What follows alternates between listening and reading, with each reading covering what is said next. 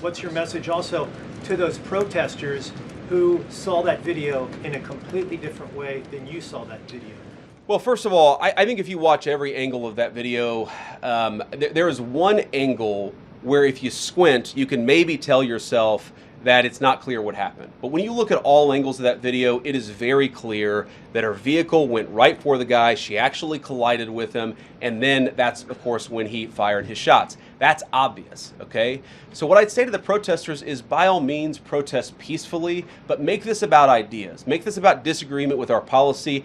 Don't use your protest as a justification or an encouragement for people to go and incite violence and participate in violence against our law enforcement officials. To the people on the ground in Minneapolis, meaning the local officials in Minneapolis from Tim Walz on down, I'd say, look, why can't you just disagree with a given piece of immigration policy without turning law enforcement into the enemy? And think about, for example, a criminal law, where a police officer goes and arrests somebody because they violated a criminal law. If you're mad about that, go and protest the politician who passed that law. Don't attack the police officer who's just doing their job.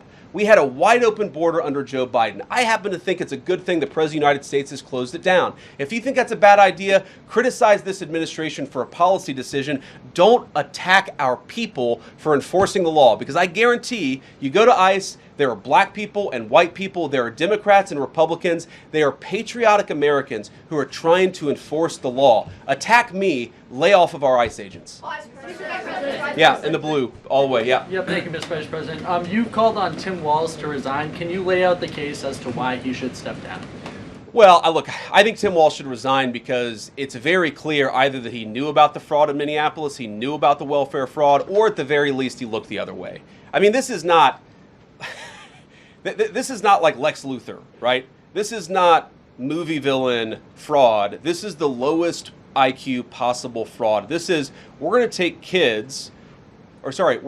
the absence of kids and set up a daycare center where there are no children, and we're going to call our early childhood education center the Quality Learning Center. By the way, if you can't spell learning, maybe you shouldn't be in early childhood education. But people got rich off of this. We know that there were schools who either had no enrollment or at least they overstated their enrollment. Tim Walz, either it was unbelievable incompetence or he was in on the fraud. That's one of the things we're going to get to the bottom of. Sir. Thank you, Mr. Vice President. Can you explain the difference between this Associate Attorney General and a special counsel? And do you envision this being a permanent position or having more of a limited scope? Well, it's going to be permanent until we get to the bottom of what's going on. So I think it's going to last for at least the remainder of the administration.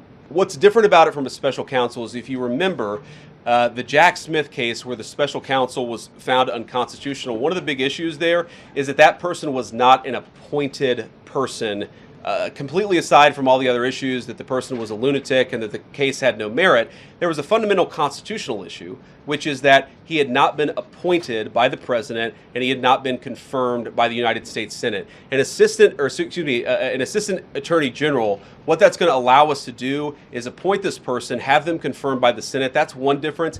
The more substantive difference is that this person is going to be part of a very broad interagency White House that's being led from the President of the United States on down. And that's going to give him the resources, the access to material and information to make this person more effective. I think a lot of people have asked, how are you really going to get to the heart of the fraud? We've been asking ourselves that question for the past couple of months, and we think this is the critical piece at the Department of Justice to really ramp this fraud investigation into high gear.